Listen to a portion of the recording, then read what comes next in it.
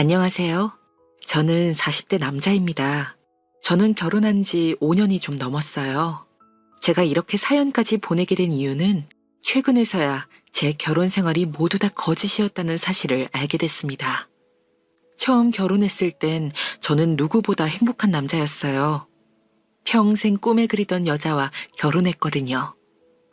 저는 언제나 현명하고 단아한 여자를 만나고 싶었습니다. 쉽게 말해 현모양처 같은 여자요. 요즘 같은 시대에 말도 안 되는 소리라는 걸 알지만 어딘가에는 제 이상형인 여자가 있을 거라 기대하며 30대 후반까지도 결혼을 못했습니다. 만나는 여자마다 제 성에 차지 않았거든요. 그러다 운명처럼 지금의 제 아내를 만났습니다. 외국으로 출장 가는 비행기 안에서 아내를 처음 만났어요. 제 아내는 승무원이었습니다. 저는 외국계 기업에 다니고 있어서 출장이 많아 해외 출국이 잦았어요. 그날은 마일리지가 꽤 많아 비즈니스 좌석으로 업그레이드를 했습니다. 아내는 비즈니스석 전담 승무원이었어요. 아마 그날도 평소처럼 제가 비즈니스석이 아닌 일반 좌석을 탔다면 아내를 만나지 못했을 거예요. 물론 승무원들이 대부분 친절하고 아름답지만 제 아내는 유독 눈에 띌 정도로 예쁘고 단아했습니다. 제게도 너무 친절하게 잘 해주었어요. 저는 아내에게서 다른 여자들에게서는 느껴본 적 없는 특별한 느낌을 받았습니다. 딱 이 여자다 싶었죠. 저는 태어나 처음으로 처음 보는 여자에게 제 명함을 건넸습니다. 아내를 절대 놓치고 싶지 않아서요. 아내에게 연락이 올 때까지 저는 마음을 졸였습니다. 명함을 건넨 지 한 달이 다 되어갈 때까지 연락이 없길래 제가 마음에 들지 않았나 보다 하고 포기했었어요. 그런데 한 달이 딱 지나자 연락이 왔습니다. 거의 포기 상태였었는데 연락이 오니 저는 뛸 듯이 기뻤습니다. 저는 바로 아내를 만나 데이트를 했습니다. 이건 하늘이 주신 기회라 생각하고 저는 아내에게 최선을 다했어요. 돌아가신 저희 아버지께서 제게 항상 하시던 말씀이 있었습니다. 남자는 자기가 사랑하는 여자랑 살아야 평생 행복해. 나 봐라. 내가 네 엄마를 더 좋아하니까 우리 가정이 화목하잖아. 아버지는 항상 당신이 어머니를 더 좋아해서 져주는 거라고 하셨습니다. 그래서 가정의 화목이 유지되는 거라고요.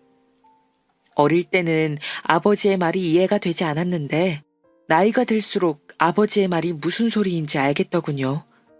남자가 제멋대로 하고 큰 소리를 내면 자연스레 가정이 삭막하고 자식들이 아버지를 좋아할 리 없으니까요. 저는 아버지를 많이 좋아하고 따랐습니다. 그런데 제가 대학생 때 아버지께서 갑작스레 뇌졸중으로 돌아가셨어요. 성인이긴 했지만 고작 20대 초반이었던 저는 갑작스레 떠난 아버지의 빈자리가 너무도 크게 느껴졌습니다. 어머니도 마찬가지였어요. 아버지는 주변에서 팔불출이란 소리를 들을 정도로 어머니에게 잘했거든요.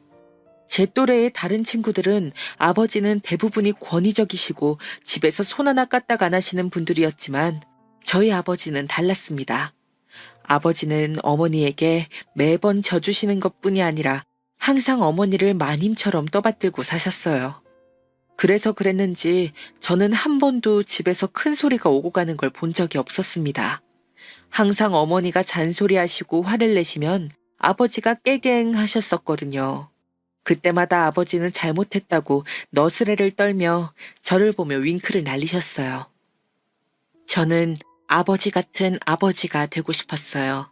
자신이 사랑하는 여자를 위해 항상 져주는 건 물론이고 하나부터 열까지 아끼지 않고 뭐든 다 주는 그런 남자가 되고 싶었습니다. 제가 그래서 결혼을 늦게 할 수밖에 없었어요. 제가 아버지를 쏙 빼닮았거든요. 제 모든 걸 바칠 수 있을 만한 여자가 나타나기만을 기다렸습니다. 저는 아내가 바로 그런 여자라고 생각했어요. 저는 어떻게든 아내와 결혼하기 위해 열과 성을 다했습니다. 제가 더 노력을 많이 해야 했던 게 아내가 인기가 정말 많았어요. 만날 때마다 보면 아내의 핸드폰은 쉬지 않고 울렸습니다.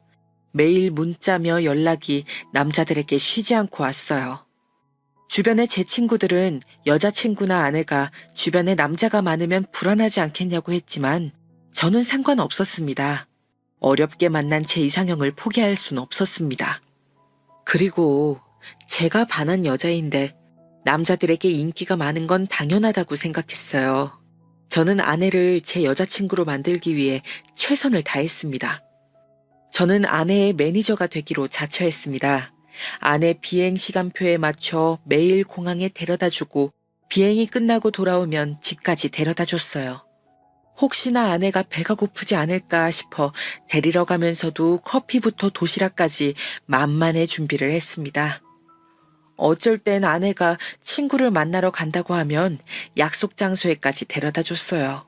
다른 남자를 만날 틈을 아예 주지 않고 싶었거든요. 제가 생각해도 열성이었습니다.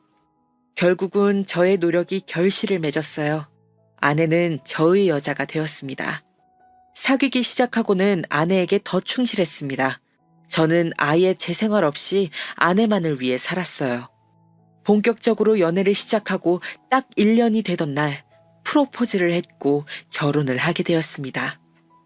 매일 아내 뒤를 졸졸 쫓아다니는 저를 이해하지 못했던 친구들도 제가 정말 결혼에 골인하게 되자 인간 승리라고 했어요.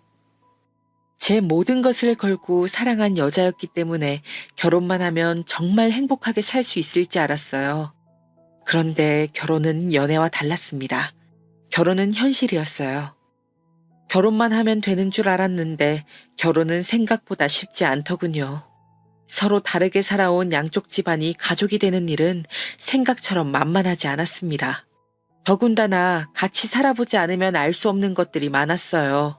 사소하게 먹는 거, 자는 거, 생활 습관까지 맞출 게 한두 가지가 아니었습니다. 웬만한 거는 제가 다 맞췄어요. 그런데 저조차도 맞춰주기 쉽지 않은 것이 있었어요. 결혼 전에는 전혀 예상치 못했었는데 경제관념이라는 게 맞춰나가기가 쉽지 않더군요. 결혼 초반에 제가 당황한 일이 있었어요. 결혼한 지 얼마 되지 않아 아내가 제게 생활비를 달라고 하더군요. 저는 이제 부부이니 당연한 일이라고 생각했어요. 아이도 낳아 키우려면 서로 수입을 공유하고 생활비며 저축을 어떻게 해야 할지 상의해야 하니까요. 그런데 이야기를 나누다 보니 아내의 말이 어딘가 이상했습니다. 아내는 자신의 월급이 어느 정도 되는지 전혀 알려주지 않으면서 제가 버는 돈과 저희 어머니의 재산에만 관심이 많았어요. 저는 저희 부부의 수입과 지출에 대해서만 이야기하자고 했습니다. 그러자 제 말에 아내는 입술을 삐죽거리더니 퉁명스럽게 앞으로 부부의 생활비는 모두 다 저더러 부담하라더군요. 승무원은 기본 월급이 얼마 안 되고 수당이 많아서 그때그때 들어오는 월급이 좀 차이가 나. 내가 버는 돈은 내가 알아서 저축할 테니까 우선 자기 월급으로 생활하자. 월급이 많든 적든 같이 모으고 같이 쓰는 게 더 합리적이지 않을까? 아이라도 생기면 목돈이 있어야 할 텐데. 제가 나이가 있으니 하루라도 빨리 아이를 낳고 싶었어요. 하지만 아이는 혼자 낳는 게 아니잖아요. 제가 은근슬쩍 티를 내면 아내는 언제나 말을 돌리곤 했습니다. 그런데 그날은 아내가 예민해져서는 제게 짜증을 냈어요. 자기, 우리 결혼한 지 얼마나 됐다고 자꾸 아이 타령이야? 난 아이나 키우려고 매일 힘들게 비행기 타는 거 아니야. 난 내가 번 돈은 오로지 나를 위해서만 쓰고 싶어. 저는 아내 말이 은근 서운했지만 애써 좋게 넘어갔습니다. 아내 말이 다 틀린 건 아니니까요. 아내 말대로 결혼한 지 얼마 되지 않기도 했고 아내가 얼마나 힘들게 승무원 일을 하고 있는지도 누구보다 제가 잘 알고 있으니까요. 하지만 시간이 지날수록 어딘가 이상했습니다. 아내는 정말 자기 자신만을 위해 돈을 썼어요. 가방이나 옷, 구두 등등 명품 같은 거에만 쓰는 돈이면 제가 말도 안 해요. 몇백만 원짜리 명품 사는 건 일도 아니었습니다. 피부과 마사지 숍에 1년에 몇 천씩 썼어요. 연예인도 아닌데 친구들을 만날 때마다 연예인들이 다닌다는 강남의 메이크업 숍에 가서 머리하고 화장을 했습니다. 그 돈도 한 달에 몇백씩 나갔어요. 제 눈에는 사치를 부리는 거로밖에는 안 보였는데 아내는 인정하지 않았습니다. 자기는 원래 씀씀이가 크대요. 저와 연애할 때도 그렇게 썼답니다. 자신이 그 정도 돈을 쓰고 관리를 하니까 제가 좋아했던 거 아니냐고까지 따지는데 정말 어안이 벙벙하더군요.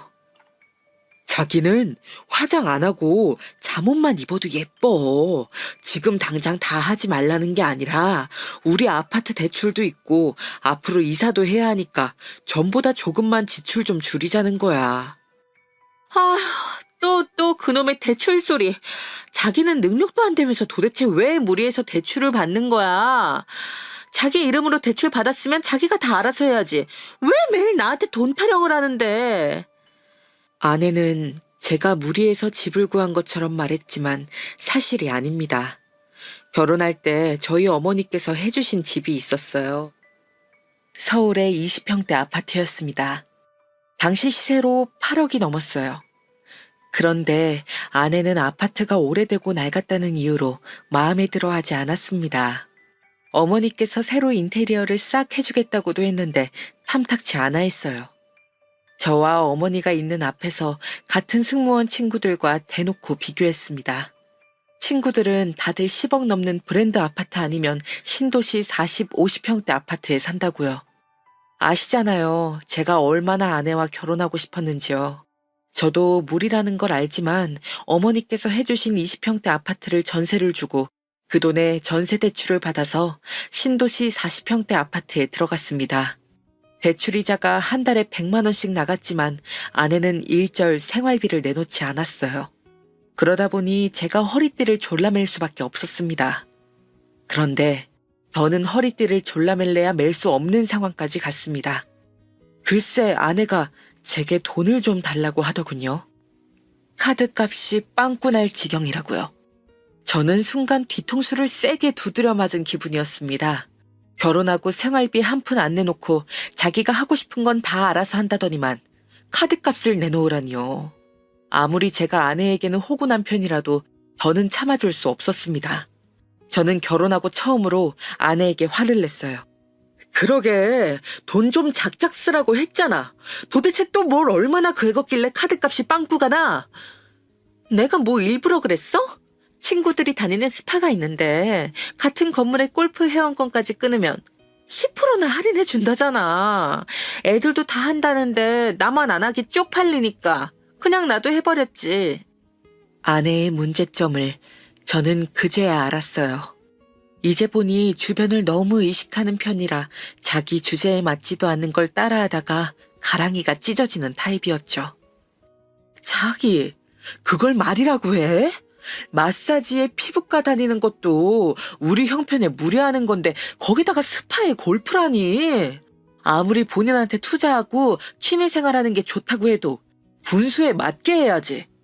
자기 지금 뭐라고 했어? 분수에 맞게 하라고? 내 분수가 뭐가 어때서? 이게 다 당신처럼 능력 없는 남편 만나서 내가 친구들보다 뒤처지는 거잖아. 이럴 줄 알았으면 그때 그 변호사를 만나는 건데. 아내는 선을 넘었습니다. 아무리 화가 나서 싸우더라도 할 말, 안 할 말 구분은 할 줄 알아야 하는데 아내는 그게 안 되는 사람이었어요. 원래 처음이 어렵지 두세 번부터는 쉽잖아요. 한 번 저를 무시하고 툴툴거리기 시작하더니만 그때부터는 툭 하면 저를 친구 남편들과 비교하고 다른 남자 이야기를 했습니다. 돈 가지고 말이 나올 때마다 저와 결혼한 걸 후회한다고 했어요. 저도 더는 참아줄 수가 없었습니다. 제가 지금까지 다 좋아서 참은 게 아니에요. 저도 이대로만 있을 순 없었습니다. 저희 부부 사이에는 특단의 조치가 필요했어요. 이대로 있다간 정말 집안이 거덜날 수도 있겠다 싶었습니다. 퇴근하고 들어오면서 아내가 좋아하는 음식과 와인을 사왔어요. 오랜만에 연애할 때 분위기도 내보고 아내와 앞으로의 계획은 상의하고 싶었습니다. 저는 나름대로 큰 마음을 먹고 아내에게 제안했어요. 제가 아내의 카드 할부 값을 다 갚아줄 테니 다음 달부터는 함께 돈 관리하자고 했습니다. 남들처럼 사는 것도 좋지만 안정적이고 화목한 가정을 만드는 것도 중요하지 않냐고요. 제 말에 아내는 이리저리 머리를 굴리더니 이내 그렇게 하겠다고 대답했어요. 저는 다행이다 싶었습니다. 아내가 또 말도 안 되는 소리를 하면서 고집을 부리면 어쩌나 싶었거든요. 횃불도 단김에 빼랬다고 저는 아내에게 앞으로 낼 카드값이 얼마인지 물었습니다. 아예 한 번에 다 갚아버리려고요. 아내는 아예 카드 내역을 다 보여주더군요. 저는 직접 보고도 제 눈을 의심했습니다. 금액이 제가 생각한 것보다 훨씬 컸어요. 도대체 지금까지 어떻게 이렇게 살아왔을까 싶을 정도로 말도 안 되는 소비 형태였습니다. 아내는 신용카드가 3장 있었어요. 아내는 전형적인 카드 돌려막기로 살고 있었습니다. 앞으로 갚아야 할 할부값이 몇 천만 원대였어요. 거기다가 더 어이없는 건 지금까지 제게 말했던 금액보다 훨씬 더 많았다는 겁니다.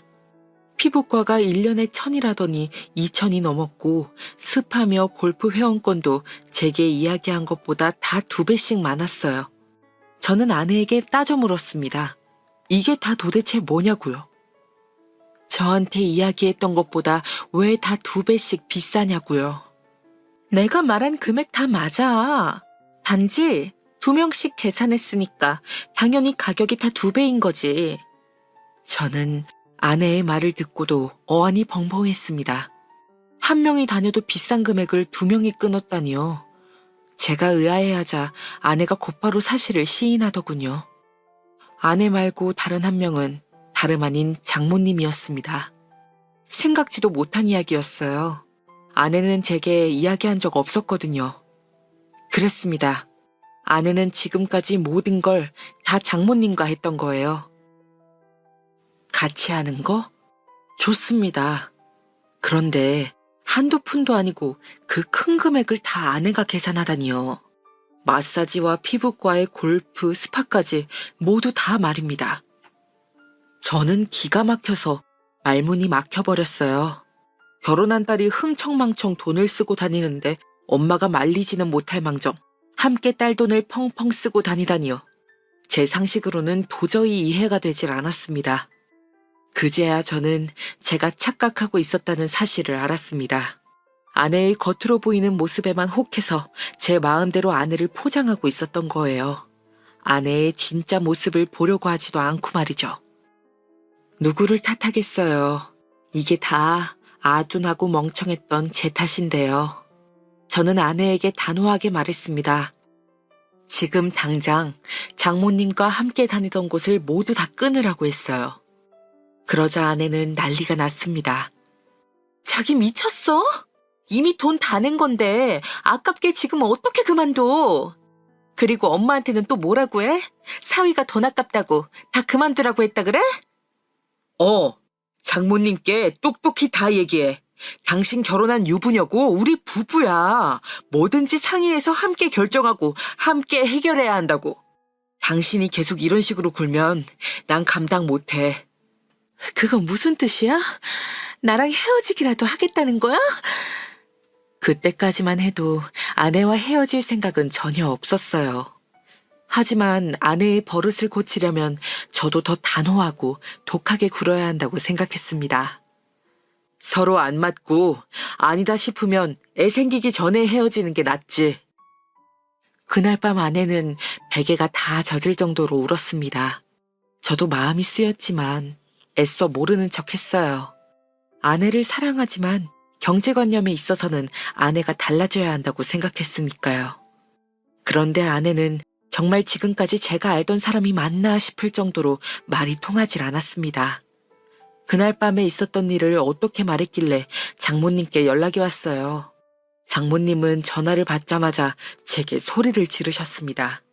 그리고 지금 당장 처가로 오라고 호통을 치셨어요. 저도 잘됐다 싶었습니다. 이왕 이렇게 된 거 제 생각을 장모님께도 말씀드려야겠다 싶었거든요. 저는 그날 퇴근하고 바로 처가로 갔어요.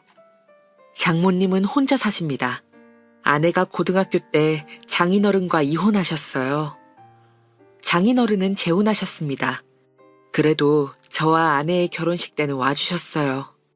그러고 보니 결혼식 날 장인어른께서 제게 하신 이야기가 있었습니다. 당시에는 무슨 소리인지 몰랐는데 그제야 그 말이 이해가 되는 것 같더군요.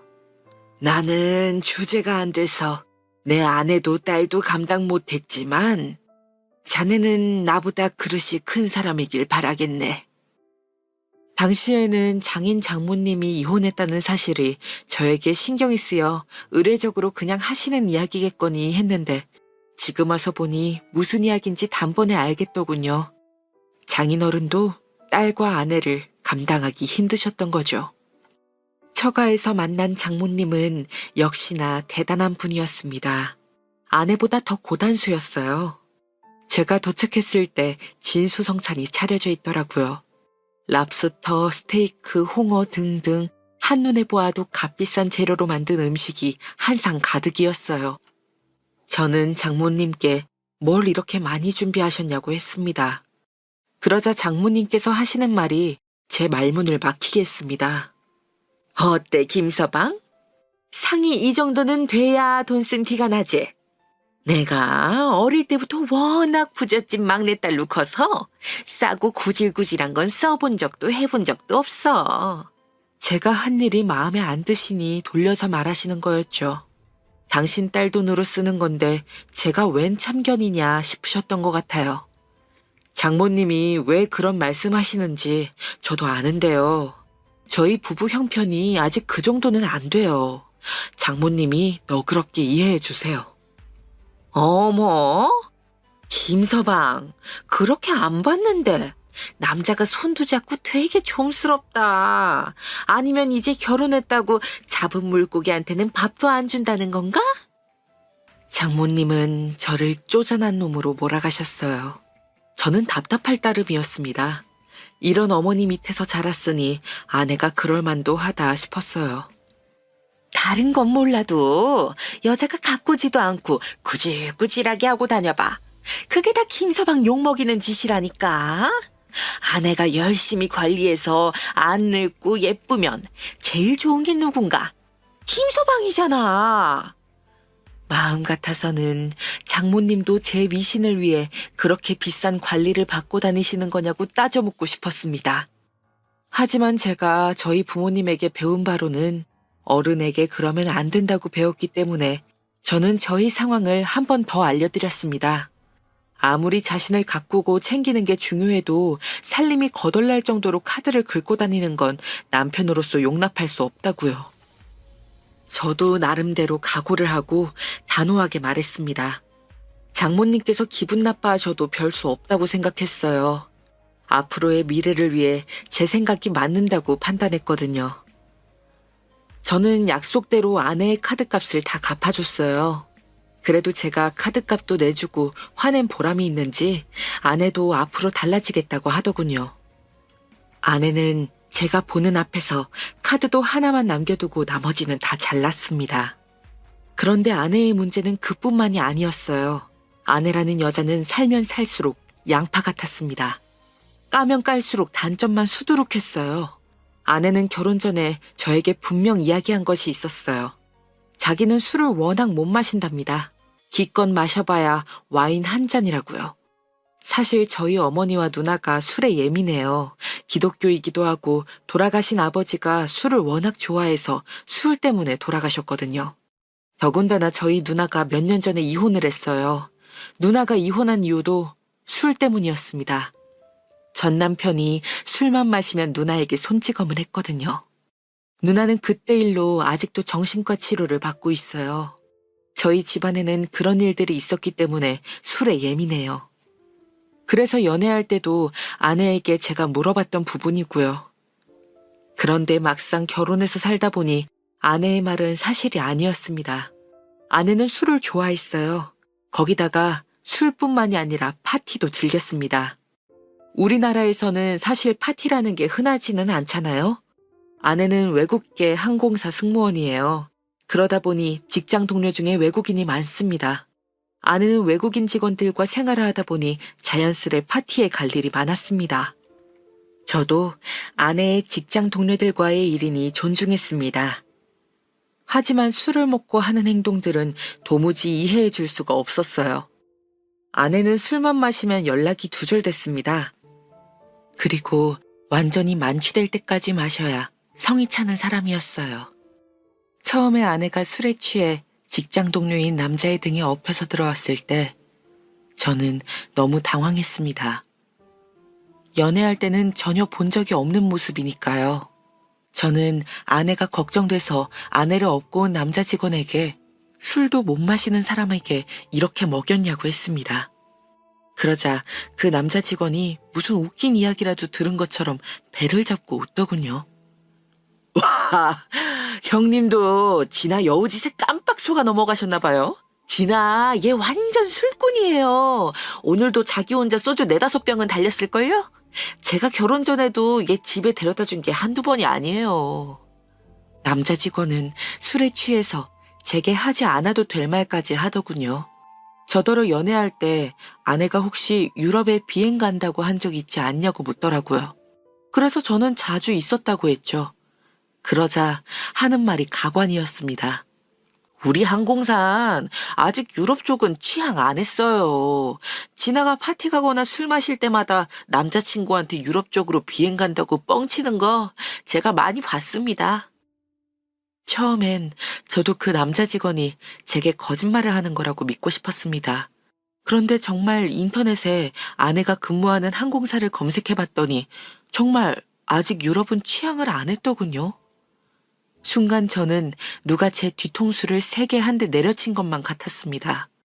알고 보니 아내는 연애할 때 제게 항상 비행이 있어서 며칠 미국에 간다고 거짓말을 하고 파티에 가고 술을 마신 거였어요. 그날 술에 만취해 침대에 대자로 뻗어있는 아내를 보는데 저는 정말 제가 알던 여자가 맞나 싶었습니다. 다음날 아내가 일어나자마자 저는 아내를 쏘아붙였습니다. 결혼하기 전부터 비행에 간다고 거짓말을 하고 매일 파티에 가서 술 마시러 다닌 게 맞냐고 따져 물었습니다. 혹시 결혼하고 나서도 그런 적이 있었는지도 궁금해서 물었어요. 저는 흥분해서 길길이 날뛰는데 정작 아내는 너무 태연했습니다. 오히려 본인이 뭘 잘못했다고 아침부터 소리를 지르냐고 적반하장으로 굴더군요. 저는 밤새 참느라 제 속이 얼마나 바짝바짝 탔는지 몰라요. 아내가 지금까지 저를 속였다고 생각하니 모든 신뢰가 무너지는 것만 같았습니다. 저는 밤새 잠 한숨 자지 못하고 혼자 별의별 상상을 다 했어요. 제가 아내에 대해 모르는 게 더 있을 것만 같아 무서웠거든요. 자기가 술 마시는 거 싫어한다며. 거기다 대고 내가 술 잘 마신다고 어떻게 말해. 난 자기랑 싸우기 싫으니까 선의의 거짓말을 한 거야. 아내는 저를 위해서 말하지 않은 것뿐이지 거짓말을 한 게 아니랍니다. 자기 다니는 항공사는 유럽은 아직 출항도 안 했다며. 근데 나한텐 유럽 비행 간다고 말했었잖아. 그게 한두 번이었는 줄 알아? 유럽 몇 개국이나 경유해서 간다고 며칠씩 연락 안 된 적도 있었어. 저는 순간 서름이 폭발했습니다. 아내가 며칠씩 비행 다녀오면 몸이 축나서 너무 피곤하다고 해서 돌아오는 날이면 제가 공항까지 태우러 간 게 한두 번이 아니었어요. 그럴 때마다 아내는 유니폼까지 입고 공항 앞에서 저를 기다리고 있었습니다. 그게 다 거짓이었다고 생각하자 도저히 소름이 돋아서 저는 아내 눈을 못 쳐다보겠더라고요. 제 마음을 아는지 모르는지 아내는 계속 억울해하기만 했습니다. 끝까지 자기는 잘못한 게 없다는 투였어요. 심지어 자기 합리화를 하는데 정말 못 들어주겠더군요. 자기 소심한 줄은 알았는데 진짜 별것도 아닌 거 가지고 사람 되게 피곤하게 한다. 누가 보면 내가 자기 속이고 바람이라도 피우는 줄 알겠어. 자기가 자꾸 이러니까 내가 술 먹는다고 말도 못하고 몰래 먹는 거 아니야. 도대체 무슨 논리인지 모르겠습니다. 아내 말대로 제가 속이 좁고 소심한 걸까요? 도무지 아내와는 말이 통하질 않았습니다. 그 이후 저는 아내에 대해 반쯤 포기하고 살았습니다. 사실 헤어지고 싶었던 순간도 많았어요. 하지만 어머니와 누나를 생각하면 제 마음대로만 할 수는 없었습니다. 자기가 싫으면 못 사는 거지 왜 어머니와 누나 걱정을 하냐고요? 제 입장에는 그럴 수밖에 없는 게 저희 누나도 이혼했잖아요. 벌써 몇 년 되기야 했지만 아직도 그때만 생각하면 가슴이 아픕니다. 누나는 어릴 때부터 참 착했어요. 아버지께서 돌아가시고 나서는 누나에게 의지를 많이 했습니다. 아버지가 돌아가셨을 때 저는 고등학생이었지만 누나는 대학생이었어요. 누나는 대학을 다니면서도 일을 쉬지 않고 했습니다. 어머니가 괜찮다고 하는데도 누나는 자기 학비를 본인이 벌어서 썼어요. 심지어 제게 용돈까지 주면서요. 지금 생각하면 누나도 나이가 어렸는데 어쩜 그렇게 의젓했는지 몰라요. 사실 누나가 티를 안 내서 그렇지 저는 누나에게 도움을 많이 받았습니다. 누나는 언제나 현명한 사람이었기 때문에 결혼하면 당연히 잘 살 줄 알았어요. 저에게 하나밖에 없는 소중한 누나가 망나니 같은 매형을 만나 그렇게 고생만 하다가 이혼하게 될 줄은 상상도 못했죠. 누나는 어머니를 생각해서 참고 살았던 것 같아요. 매형이란 인간이 참 간사했거든요. 술 먹고 누나에게는 그런 개 같은 짓을 하면서도 저희 어머니 앞에선 멀쩡한 척 했어요. 그 모습만 보고 저와 어머니는 매형을 좋아했습니다. 그래서 누나도 눈 감아주고 살았던 것 같아요. 그러다 누나가 유산을 하게 됐어요. 매형이 술 먹고 또 개 같은 짓을 하는 바람에요. 그 이후 누나는 이혼했습니다. 나중에 매형의 진짜 모습을 알고 나서 저와 어머니는 말로 다 할 수 없을 정도로 가슴이 찢어졌습니다. 힘든 시간이었지만 우리 가족은 서로를 위로하고 보듬으며 더 돈독해졌어요. 그래서 저는 절대 이혼하고 싶지 않았습니다. 어머니와 누나에게 같은 아픔을 드릴 수는 없었어요. 누구보다 잘 사는 모습을 보여주고 싶었습니다. 이혼하고도 누나는 참 성실하게 살아요. 자기 일 하면서 어머니도 살뜰하게 챙기고 있습니다. 어머니가 최근에 큰 수술을 받으셨어요. 그때 누나가 병간호를 다 했습니다. 저는 누나에게 미안해서 이번 생일엔 꼭 큰 선물을 해주고 싶었어요. 아내와 누나 생일이 비슷해서 저는 아내와 상의했습니다. 마음 같아서는 다 함께 가고 싶었지만 아내가 좋아하지 않을 것 같아 누나만이라도 해외여행을 한번 보내주자고요. 사실 금액은 얼마 되지도 않아요. 아내가 항공사를 다니기 때문에 비행기표도 굉장히 저렴하게 예약할 수 있었거든요. 아내는 제 앞에서 툴툴거렸어요. 누가 누나 생일 선물로 해외여행을 보내주냐고요. 저는 이미 아내에게 정이란 정이 떨어져서인지 대꾸하고 싶지도 않았습니다. 당신 옷장에 가득 찬 명품백 중에 하나도 안 되는 돈인데 내가 우리 누나한테 그 정도도 못 써? 돈 가지고 이야기하는 게 얼마나 치사한 일인지 저도 잘 알아요. 하지만 아내 말에 일일이 대꾸하고 싶지 않아 제 할 말만 했습니다. 엄마 건강도 많이 안 좋으신데 내가 어떻게 놀러를 가? 너희나 갔다 와. 최근에 엄마 건강이 많이 안 좋으세요. 그래서 누나가 이래저래 신경 쓰느라 고생이 많았습니다. 저는 누나를 안심시켰어요. 저와 아내가 어머니를 잘 돌보고 있을 테니 편하게 여행 다녀오라고 했습니다. 그런데 그때 아내가 눈치 없이 제 신경을 건드렸어요. 누나 앞에서 하지 말았어야 할 말을 했습니다. 형님은 남편 복은 없는데 동생 복은 있나 봐요. 남편한테 매일 두드려 맞더니 동생 덕분에 비행기도 타고 좋으시겠어요. 순간 저는 이성을 잃고 말았습니다. 이진아, 너 지금 그걸 말이라고 해? 아무리 생각이 없어도 어떻게 우리 누나한테 그딴 소리를 할 수가 있어? 꼴도 보기 싫으니까 지금 당장 나가. 어머니와 누나가 말리는데도 저는 아내에게 소리를 질렀습니다. 지금 당장 나가라고요. 저도 제가 너무 흥분했다는 건 알지만 진심이었습니다. 아내 얼굴은 꼴도 보기 싫었어요. 그날 이후 저는 아내에게 말 한마디 하지 않았어요. 제가 그 정도로 오랫동안 입을 꾹 닫고 있었던 게 처음이라 아내도 신경이 쓰이긴 쓰였나 봐요. 웬일로 본인이 어머니에게 먼저 전화도 하고 병원에도 모시고 다니더군요. 저는 웬일인가 싶었어요. 지금까지 어머니가 그렇게 병원 다녀도 한 번 관심도 없더니만 이번 일은 본인이 잘못한 걸 알기는 않아 보더군요. 때마침 아내 생일이 됐어요. 그때까지도 저는 아내와 냉전 중이었습니다. 그래도 아내 생일인데 저도 마음이 좋지 않았어요. 그런데 아내는 친구들과 약속이 있다면서 나가버렸어요.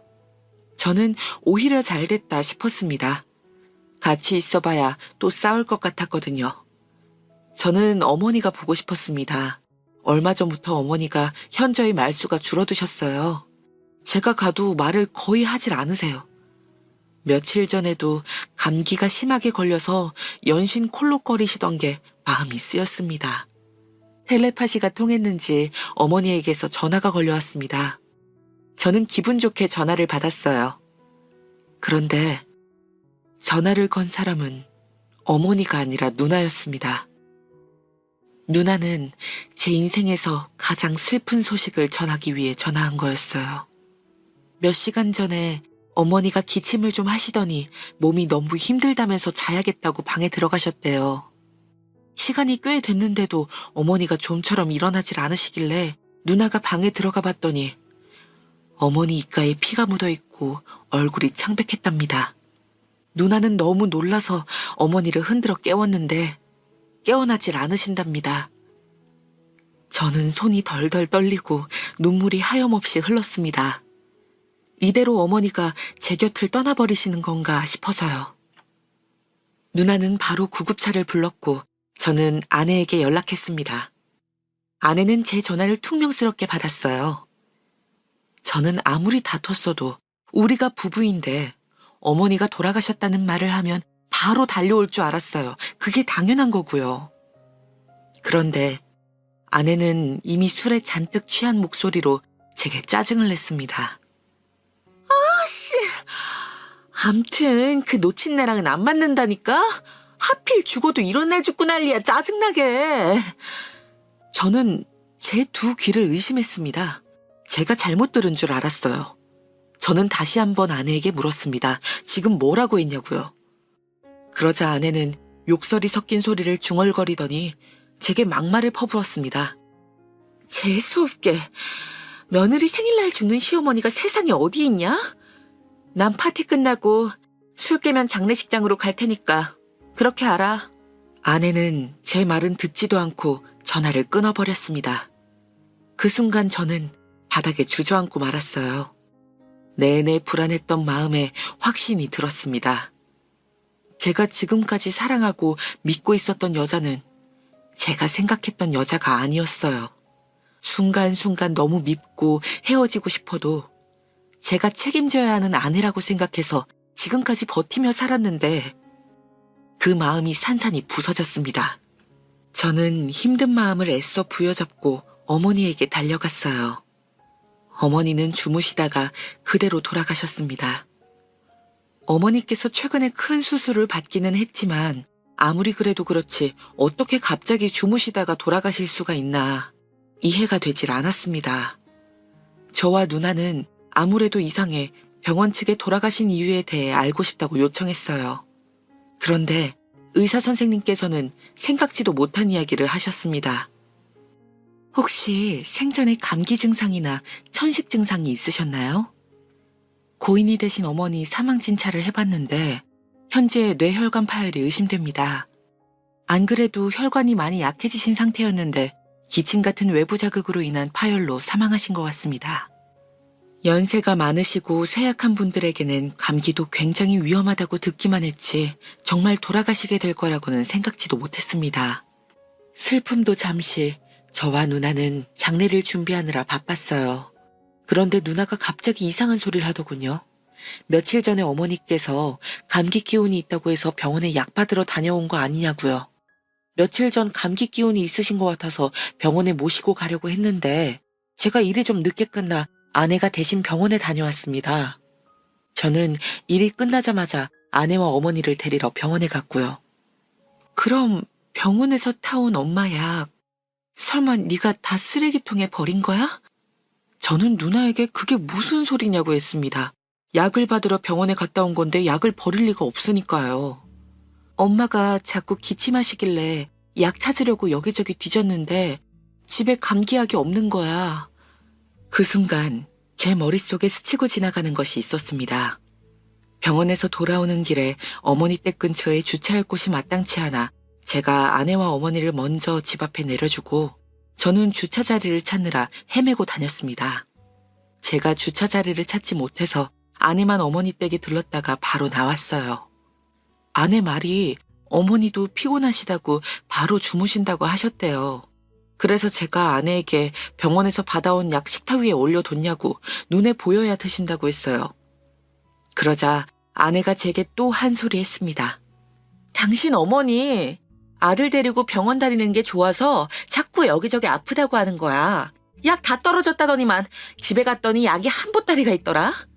아내는 어머니께서 자식들에게 관심 받고 싶어서 일부러 아픈 척하는 거라고 했어요. 아프다고 해야 자식들이 찾아와서 병원이라도 모시고 가니까요. 그때도 아내가 말을 심하게 하는 것 같아 오는 길에 티격태격 했습니다.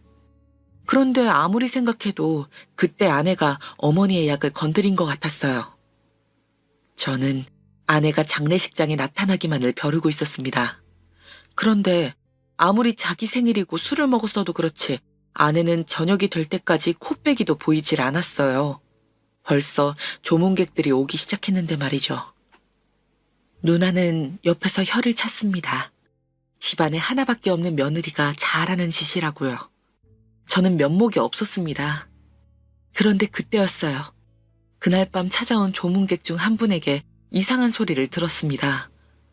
그분은 바로 어머니와 아주 오래된 막연한 사이로 동네에서 부동산을 하시는 분이에요. 그런데 그분이 하시는 말이 기가 막혔습니다.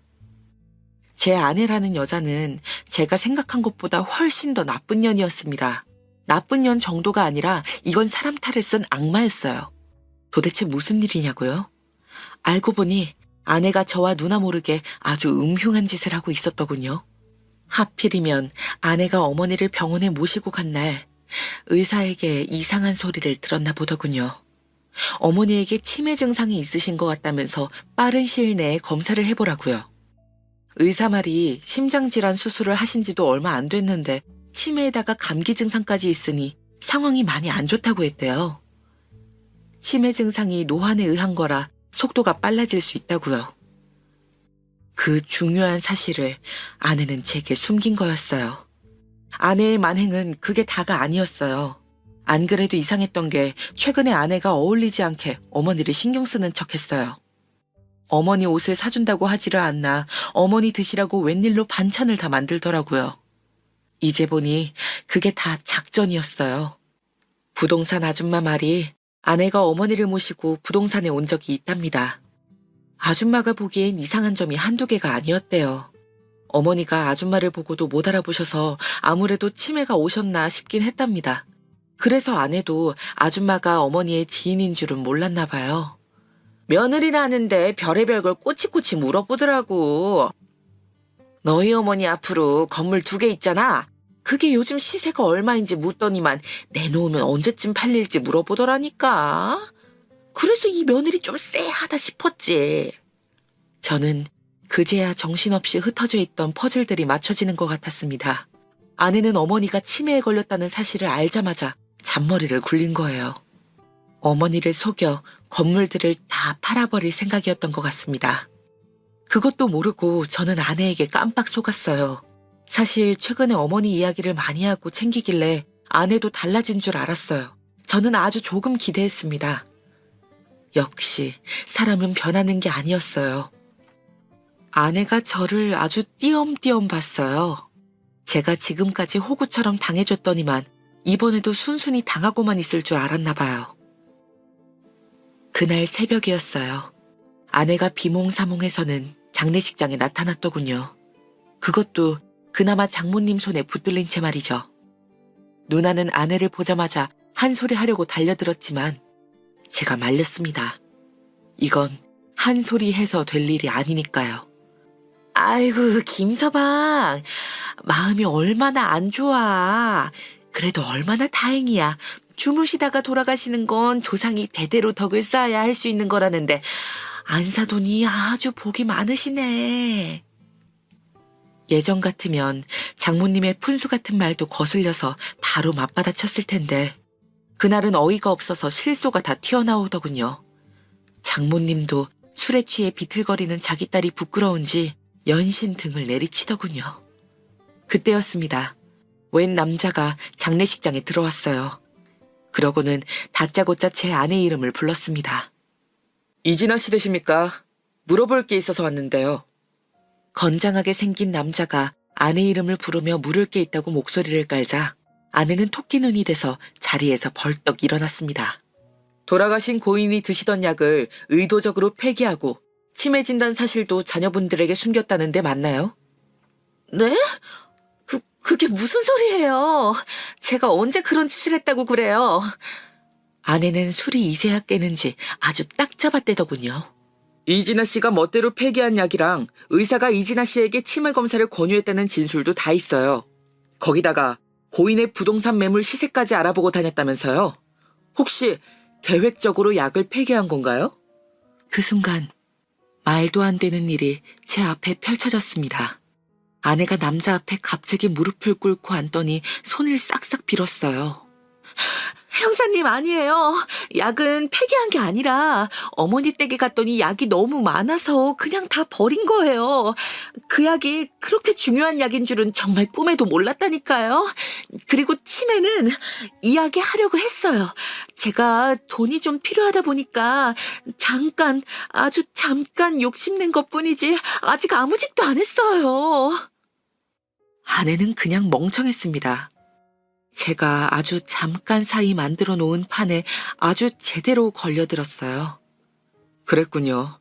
아주 잠깐이지만 나쁜 생각을 하긴 했네요. 정말 생각만 한 거예요. 뭘 하기도 전에 어머니께서 돌아가신 거라니까요. 저는 볼 것도 없었어요. 아내가 직접 자기 입으로 다 실토했으니까요. 저는 남자에게 다가갔습니다. 오늘 도와주셔서 감사합니다. 연기가 훌륭하시네요. 배우 하셔도 되겠어요. 오늘 일당은 제가 바로 보내드릴게요. 이게 다 무슨 일이냐고요? 장례식장에 찾아온 남자는 제가 심부름 업체에 부탁해서 오게 된 사람입니다. 제가 준비한 대사 몇 마디만 좀 해달라고 했거든요. 그제야 이상한 낌새를 알아챈 아내는 고개를 번쩍 들었습니다. 뭐야 당신? 나 속인 거야? 속이긴 뭘 속여? 저 사람이 경찰이라고 말한 적도 없는데 당신이 괜히 찔러서 멍청하게 다 떠든 거잖아. 그리고 우릴 속인 건 당신이지. 왜 마음대로 약을 버리고 병원에서 의사가 한 이야기를 숨겼어? 치매 걸린 시어머니 재산 다 빼돌리려고 그랬어? 저는 끝까지 아내를 몰아붙였습니다. 그러자 아내도 본색을 드러내더군요. 그래, 내가 다 빼돌리려고 그랬다? 근데 재수없게 이미 죽어버려서 아무것도 할 수가 없잖아. 이제 와서 네가 뭘 어쩔 건데. 어쩌긴 뭘 어째. 너랑 헤어져야지. 좋아, 헤어져. 내가 네가 헤어지자고 하면 뭐 겁날 줄 알아? 제가 준비한 건 이뿐만이 아니었습니다. 제가 원래 한번 결정하면 뭐든지 단숨에 정리하는 편이거든요. 좋아. 결혼하고 처음으로 마음이 맞네. 그럼 지금 당장 내가 준 거 다 토해내고 여기서 나가.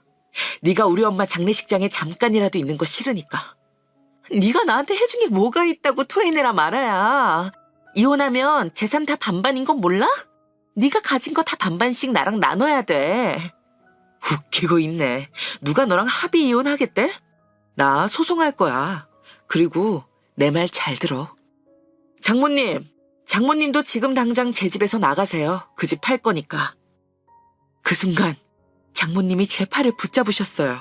아내는 이게 다 무슨 소리인가 싶은지 당황한 기색이 역력했습니다. 김서방, 왜 이래? 내가 자네 이러라고 내 집 넘겨준 거 아니잖아. 장모님, 말은 똑바로 하셔야죠. 넘겨주다니요. 제가 장모님 빚 다 갚아드리고 담보로 받은 거잖아요. 비밀은 아내에게만 있는 게 아니었어요. 저도 아내에게 비밀이 하나 있었습니다. 몇 년 전 장모님께서 저를 찾아와 부탁하신 게 있었어요. 장모님이 대형 사고를 치셨거든요. 당시에 장모님께서 만나던 남자친구가 있었습니다. 그 남자친구는 사기꾼이었어요. 사업을 한다고 허세를 잔뜩 부리면서 어머니를 자신이 운영하던 회사의 대표로 앉혔는데 알고 보니 페이퍼 컴퍼니, 즉 사기였습니다. 남자는 장모님의 이름을 빌려 여기저기 투자를 받아놓고 잠적해버렸어요. 일이 그렇게 커질 때까지 장모님은 남자친구가 있다는 사실마저 저희에게 말하지 않았습니다. 그래서 장모님은 집이라도 지키겠다고 제게 집을 상속하셨어요. 당시에 모든 일이 정신없이 돌아갔어요. 장모님을 고소한 사람들까지 있어서 수습하기 바빴거든요. 그래서 제가 가지고 있던 돈을 다 털어 장모님을 도와드렸습니다. 장모님은 눈물 콧물을 다 흘리시며 저에게 고마워했어요. 아내는 이 사실을 전혀 모르고 있었습니다. 장모님께서 남자에게 속은 게 한두 번이 아니다 보니 아내에게는 알리고 싶어 하지 않으셨어요. 그 일이 제게 도움이 될 줄은 몰랐습니다. 어머니에게 받은 집이 벌써 원래 가격보다 1억이 올랐습니다. 엄마 미쳤어. 그렇다고 사위한테 집을 주는 장모가 어딨어? 이게 어디서 큰 소리야. 지금 이혼당하게 생긴 건 너거든. 그러니까 빨리 김서방한테 무릎 꿇고 빌어. 이제 나 어떡해. 이게 다 내가 엄마 팔자 닮아서 이렇잖아. 엄마도 아빠한테 소방 맞아서 쫓겨나더니만. 이제 어떡해. 자기야, 제발 나 진짜 잘못한 거 없어. 알잖아. 약은 진짜 실수로 버린 거라니까. 그거야 판사님이 알아서 판단해 주시지 않을까? 참고로 우리 어머니 사망진단서에 기침으로 인한 뇌혈관 파열로 기록될 거야. 쉽게 말하자면 그 약만 먹었어도 돌아가시지 않을 수도 있다는 거라고. 그러니까 지금 당장 여기서 나가. 네 목소리도 우리 어머니 귀에 들어가게 하기 싫으니까. 아내가 약을 일부러 버렸든 실수로 버렸든 다 상관없었습니다. 어머니는 돌아가셨어요. 늙고 병든 몸으로 누워서 기침만 하시다가 고통스럽게 돌아가셨단 말입니다. 저는 아내가 미웠어요. 증오했습니다. 그 이후 어떻게 살고 있냐고요? 저는 어머니가 돌아가신 이후 하루하루 괴로워했습니다. 지금도 어머니를 생각하면 가슴이 욱신거려요. 진실을 모르는 상태로 어머니가 노환으로 주무시다가 돌아가신 줄 알았다면 저는 아내의 진짜 모습을 전혀 몰랐을 거예요. 그나마 한 가지 다행인 건 아내와 헤어졌다는 겁니다. 저는 제 모든 걸 지켜냈습니다. 아내는 저와 이혼하고 한 푼도 없이 집을 나갔어요. 끝까지 아내는 제게 용서해달라며 애원했습니다. 저는 바닥에 주저앉아 짐가방을 들고 우는 아내에게 미소를 지어 보였습니다. 너랑 이제 영원히 남남이라고 생각하니까 정말 너무 행복하다. 진심이었습니다. 지금까지 왜 참고 살았나 모르겠어요. 아내와 함께 살지 않는다는 것만으로도 인생이 달라졌습니다. 저는 아내를 미워하지 않아도 되니까요. 하늘에서도 전보다 행복한 얼굴로 사는 저를 보면 어머니도 기뻐하실 것 같습니다. 엄마도 그렇게 사랑하시던 아버지 품으로 돌아가셨으니까 두 분이 지금쯤 행복하실 거야. 누나 말에 저는 마음이 한결 가벼워졌습니다. 저는 많은 우여곡절이 있었던 만큼 성숙해져서 아주 잘 살고 있습니다. 여러분의 가정에는 언제나 즐거운 일만 가득하시길 바랄게요. 지금까지 저의 기나긴 인생 이야기 들어주셔서 감사합니다. 여러분 안녕하세요.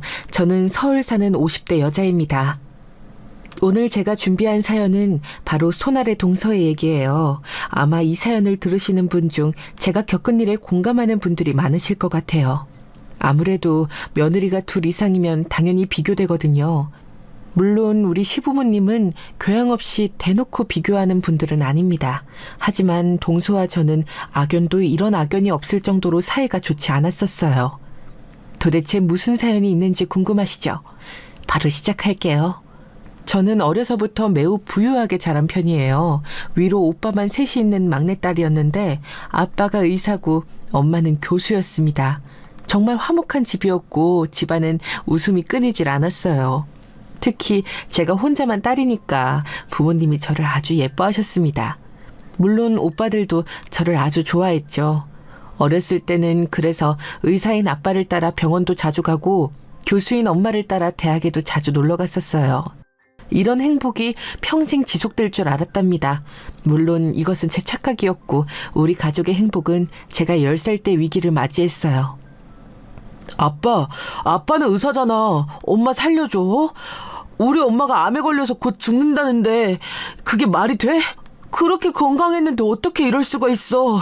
나는 지금 믿기지가 않아. 엄마 죽으면 나는 어떻게 살아? 아빠, 엄마 살려내. 아픈 사람 고치는 게 아빠잖아. 의사가 환자를 고쳐야 하는 게 맞잖아. 얘들아, 그만해. 우리보다 아빠가 더 슬퍼. 너희 엄마 앞에서도 그렇게 울 거야? 나랑 집에서 약속했잖아.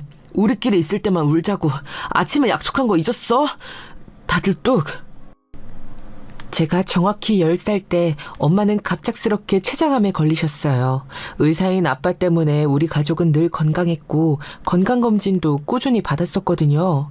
그런데 엄마는 암의 전이가 유독 빨라서 발견하고 얼마 되지 않아 급속도로 건강이 안 좋아졌습니다.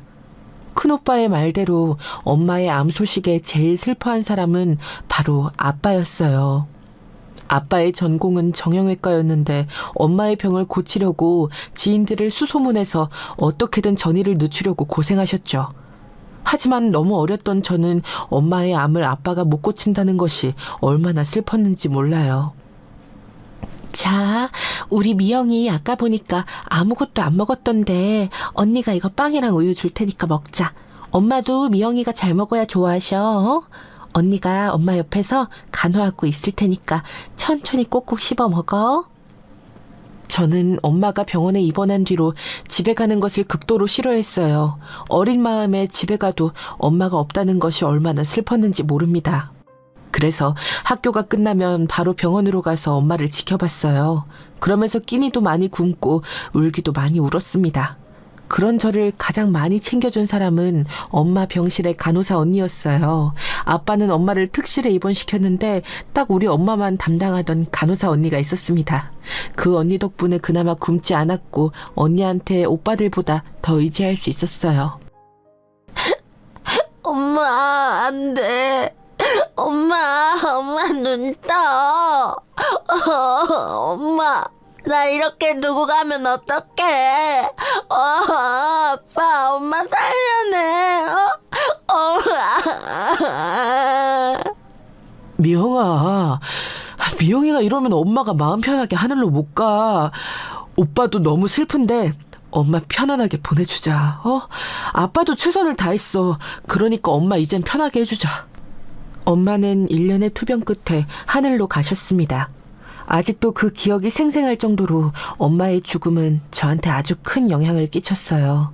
오빠들과 아빠도 엉엉 울었고 현실을 믿기지 않았죠. 미영아, 앞으로 살면서 엄마가 없어도 씩씩하게 살아.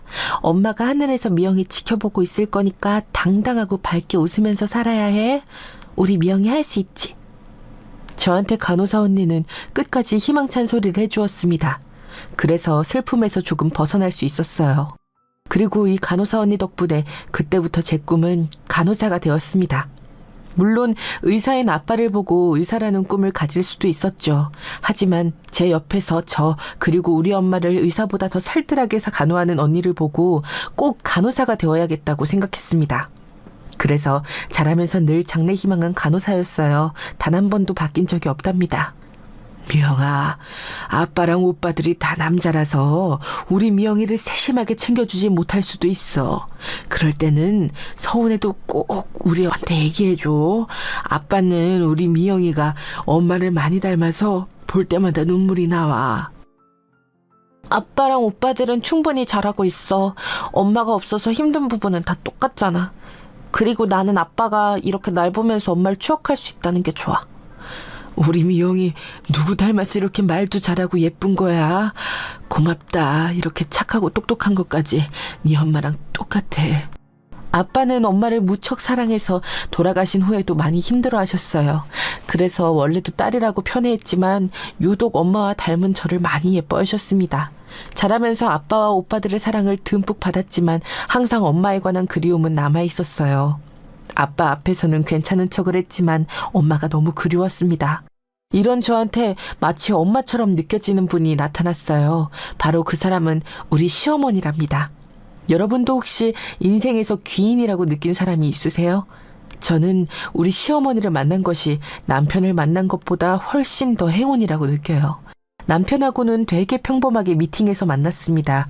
대학에 갔더니 친구들이 같이 미팅을 나가자고 하더라고요. 그래서 나갔다가 거기서 지금의 남편을 만나게 되었어요.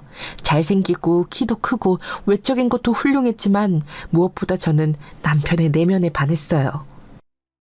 그래서 다른 남자친구 사귈 생각은 안 하고 바로 남편과 졸업과 동시에 결혼하게 되었습니다. 뭐 미영이 네가 좋다면 그런 거지.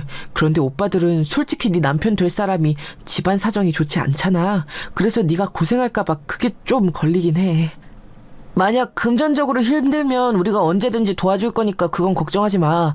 혹시라도 네 남편이 너를 힘들게 하면 고민도 하지 말고 오빠들한테 말해. 알았어? 내 동생 마음 아프게 하는 거 우리 못 봐. 아, 오빠들, 내가 몇 번을 말해. 내 남편 얼마나 착한데. 그리고 무엇보다 시어머니 될 분이 너무 천사셔. 나 살면서 그렇게 선하고 고운 분 처음 봐. 내가 엄마 없이 자랐다고 하니까 그 자리에서 눈물도 보이더라. 제 말은 사실이었어요.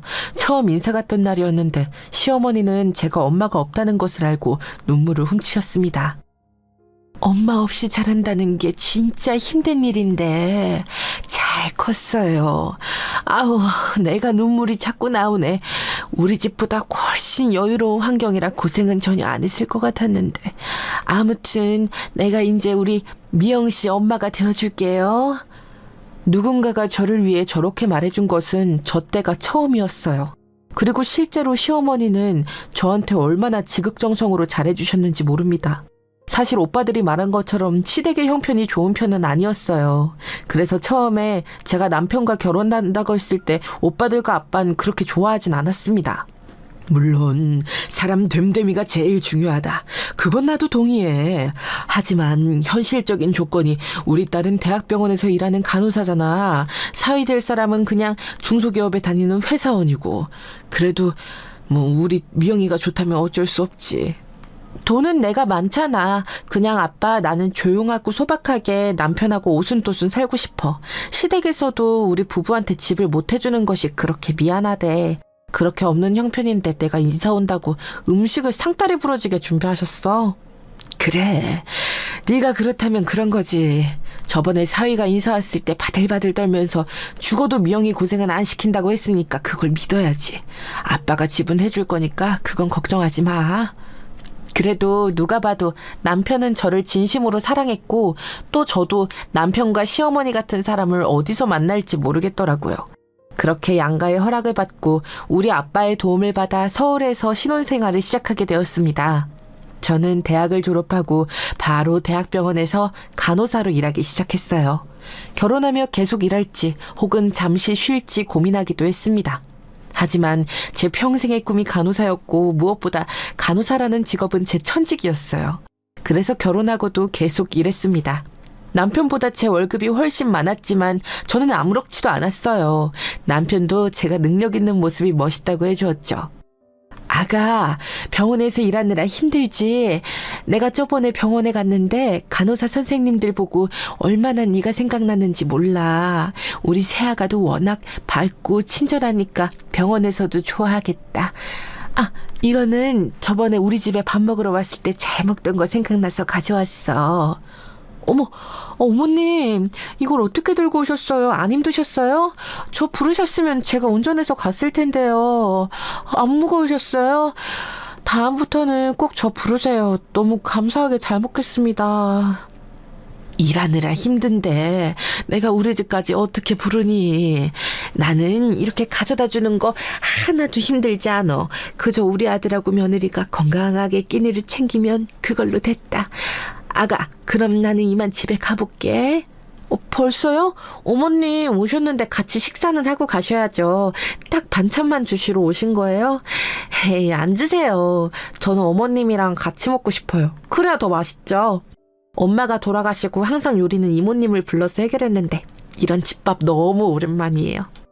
시어머니는 우리 부부가 맞벌이라 끼니를 제대로 챙기지 못하는 것을 항상 걱정하셨어요. 어머니 음식 솜씨가 워낙 좋아서 제가 시댁에 갈 때마다 밥을 꼭 2그릇을 기본으로 먹거든요. 그걸 아시고 반찬도 잔뜩 들고 오셨고, 심지어 제가 부담될까봐 반찬 그릇만 전해주시고 바로 가시려고 하셨습니다. 그런 시어머니와 억지로 밥도 같이 먹고 또 쇼핑도 같이 하면서 저는 급속도로 시어머니와 친해지게 되었어요. 시어머니는 결혼 전에 제가 생각했던 것보다 훨씬 더 좋은 분이셨습니다. 내가 아들만 있어서 밖에서 딸이랑 둘이 다니는 엄마들을 보면 얼마나 부러웠는지 몰라. 그런데 미영이 네가 나랑 이렇게 놀아줘서 고맙다. 나도 이제 딸 가진 엄마들이 안 부러워. 어머님, 그건 제가 할 소리예요. 어머님도 아시잖아요. 제가 엄마 없이 컸다는 거요. 엄마의 얼굴과 목소리도 이제 흐릿한데 이렇게 어머님하고 둘이 다니니까 그 허전하고 속상했던 마음이 채워지는 기분이에요. 시어머니와 저는 심지어 남편을 빼고 둘이 놀러 다니기도 했어요. 아니, 미영아, 너 나랑 결혼한 거 아니야? 주변에서는 시어머니랑 며느리가 이렇게 친한 거 처음 본다고 하더라. 물론 나야 좋지만 일부러 그러는 거면 안 그래도 돼. 내가 좋아서 만나는 거야. 나는 어머님이랑 있으면 마음이 너무 편해져. 당신도 놀고 싶으면 우리 오빠들이랑 아빠한테 연락해. 제가 시어머니와 워낙 친하게 지내니까 우리 친정가족들도 안심하기 시작했어요. 특히 아빠가 걱정이 많았는데 다행이라고 몇 번이나 언급하셨죠. 우리 시어머니 자랑 하나만 더 하고 오늘의 주인공 동서에 관해 얘기해 보겠습니다. 동서를 얘기하려면 시어머니와 저의 관계를 먼저 말하고 가야 하거든요. 일단 우리 부부는 결혼하고 바로 아기를 가질 계획도 했었어요. 남편은 화목한 집안에서 자라서 안정적인 가정을 이루는 것이 목표였습니다. 저도 엄마가 비록 일찍 돌아가셨지만 행복한 어린 시절을 보냈잖아요. 그래서 둘 다 아기는 가질 수 있으면 빨리 가지자는 주의였죠. 정말 다행히도 이런 우리의 계획대로 아기가 결혼하고 빨리 생겼어요.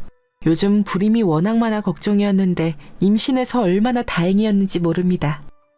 어머님, 이게 어머나, 저는 지금 무슨 출장 뷔페 부른 줄 알았어요. 설마 어머님이 다 준비하신 거예요? 갈비찜, 잡채, 미역국, 김치찜. 어쩜 제가 좋아하는 것만 이렇게 가져오셨어요. 제가 전화 남편 꼭 부르라고 했잖아요. 아이고. 아가, 미영아, 임신했으면 무조건 잘 먹어야 해. 살찌는 거 걱정하지 말고 네 몸이 우선이다. 엄마가 건강해 아기도 건강한 거야. 아기보다 네 몸이 먼저니까 먹고 싶은 거 있으면 새벽에라도 전화해라. 어머님, 이건 영양제 아니에요? 이렇게 하나부터 10까지 다 챙겨주시면 제가 너무 감사해요. 어머님 덕분에 우리 아기가 호강하네요. 저 안 그래도 결혼하고 어머님 음식 너무 먹고 살쪘잖아요. 너무 맛있어서 멈출 수가 없어요. 네가 간호사고 너희 아빠 오빠도 의사지만 이게 엄마 마음은 어쩔 수가 없네. 미영이, 너는 이미 내 딸이야. 나는 임신했다는 소리 듣자마자 네 몸 걱정이 다 되더라. 시어머니 덕분에 저는 임신 기간 내내 살이 쪄서 고민일 정도였어요. 우리 시어머니 음식 솜씨가 진짜 좋거든요. 그런 음식을 매번 일주일에 몇 번이고 와서 채워주셨어요. 여기서 멈추지 않고 시어머니는 집안일까지 다 해주셨습니다. 어머님, 지금 뭐 하시는 거예요? 아니에요. 빨리 가서 소파에 앉으세요. 이렇게 자꾸 화장실 청소하고 청소기 돌리고 그러시면 저 문 안 열어드릴 거예요. 제가 이모님 불러서 집안일 한다고 얘기했잖아요. 나는 미영이 네가 몸도 무거운데 괜히 고생할까봐 그랬지. 알겠다. 혹시 우리 아들이 너한테 속상하게 하거나 서운하게 하면 말하렴. 그런 거 전혀 없어요. 남편도 얼마나 저한테 지극정성인데요. 제가 다른 건 몰라도 결혼 안엔 너무 잘했죠.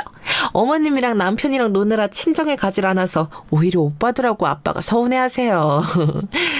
실제로 오빠들이 다 결혼해서 나가 사니까 아빠가 많이 외로워하셨어요. 제가 시어머니랑 노느라 바빠 우리 아빠를 챙기지 못해서 죄송했죠. 그런데 놀라웠던 것은 그런 아빠를 남편이 몰래 뒤에서 챙기고 있더라고요. 나는 이번 주말에 김서방이랑 같이 낚시하러 가기로 했다. 김서방이 사람이 너무 좋아. 너희 오빠들은 낚시가 지루하다고 나랑 놀아주지도 않거든. 이렇게 서로 부모님들을 챙기며 아주 행복하게 신혼생활을 보냈습니다. 심지어 저는 산후조리도 시어머니가 해주셨어요. 조리원에서 나와서 육아휴직을 하고 집에서 조리했는데 그때 시어머니가 아예 우리 집에서 같이 사셨습니다. 워낙 좋은 분이시라 그게 가능했죠. 이때까지는 그래서 서로 아무 문제가 없었습니다. 문제는 지금부터 시작이에요. 어머님과의 관계는 아무 문제가 없었는데 남편은 형제라 밑으로 남동생 한 명이 있었어요. 어머님, 혹시 무슨 일 있으세요? 표정이 너무 안 좋으세요. 아무한테도 말 안 할 테니까 저한테만 말씀해 보세요. 아버님이랑 문제 있으신 거예요? 아니야. 너희 시아버지야 뭐 항상 똑같지 뭐. 내 표정이 그렇게 안 좋았니? 괜히 신경 쓰이게 해서 미안하다. 미영아, 애기 여기 눕혀라. 아이고, 예뻐. 어머님, 무슨 일 있는 거 맞잖아요. 제가 딸처럼 느껴지신다면서요. 산후조리까지 다 해주셨으면서 고민은 말 못하세요? 저한테만 살짝 얘기하세요. 저 입 진짜 무거워요. 그게 우리 둘째 아들이 결혼한다고 여자친구를 소개한다고 하더라고. 이번 주말에 데려온다고 하더라. 어머머, 도련님 결혼하신대요? 웬일이야, 너무 잘됐다. 아니, 이렇게 좋은 일을 왜 걱정하세요? 우리 도련님 그렇게 잘생기고 키도 커서 누구랑 결혼할까 궁금했는데 저한테도 드디어 동서가 생기는 거네요. 그게 그 여자친구가 직업이 의사래. 세상에. 아니, 직업까지 의사라고요? 어머님, 이거는 로또 아니에요? 며느리 2명이 간호사랑 의사라니 이 좋은 일을 왜 이렇게 걱정하세요? 오히려 동네방네 자랑하셔야죠. 제가 다 신이 나요. 아니, 민영아, 진정해. 내 말을 끝까지 들어봐. 나도 처음에는 미영이 너처럼 좋아했어. 그런데 며느리 될 사람이 집안 사정이 아주 안 좋더라고. 부모님이 아주 어릴 때 불화로 이혼하고 혼자 친척집에서 눈칫밥 먹으면서 살았대. 죽기 살기로 공부해서 의대에 진학했는데 그동안 빚이 너무 많아서 오히려 의사인 지금 빚을 갚고 있다 그러더라. 그런 사정이 있었군요. 혹시 어머님, 지금 그 동서가 들고 오는 돈이 없대요? 도련님도 대학 졸업한 지 얼마 안 돼서 모은 돈이 별로 없다면서요. 들고 오는 돈은 없고 오히려 빚이 있대. 게다가 대놓고 서울에 집을 얻어달라고 요구한대. 그 본인이 의사니까 그 정도는 당연하다고 하더라고. 그런데 너도 알잖니. 우리 집이 형편이 그렇게 좋지 않어. 당장 어떻게 서울에 집을 마련해줘. 어머님의 말씀을 들으니 왜 그렇게 표정이 안 좋았는지 알게 되었어요. 어머님과 많은 대화를 나누었는데 도련님은 무조건 의사인 동서와 결혼하겠다고 고집을 부렸대요. 사실 도련님이 겉모습은 화려하고 잘생겼지만 제대로 된 직업은 아니었거든요. 그냥 계약직으로 사는 인생이라 의사인 동서를 꼭 잡고 싶었겠죠. 저는 시어머니의 말씀을 듣고 혼자 곰곰이 생각했어요. 남편에게도 말할 수가 없었고 결국 아빠에게 도움을 요청했습니다. 그래, 그럼 아빠가 돈을 줄게. 서울에 집 한 채 그 정도는 당연히 줄 수 있다. 만약에 미영이 네가 시댁에서 조금이라도 속상한 일이 있었으면 몰라.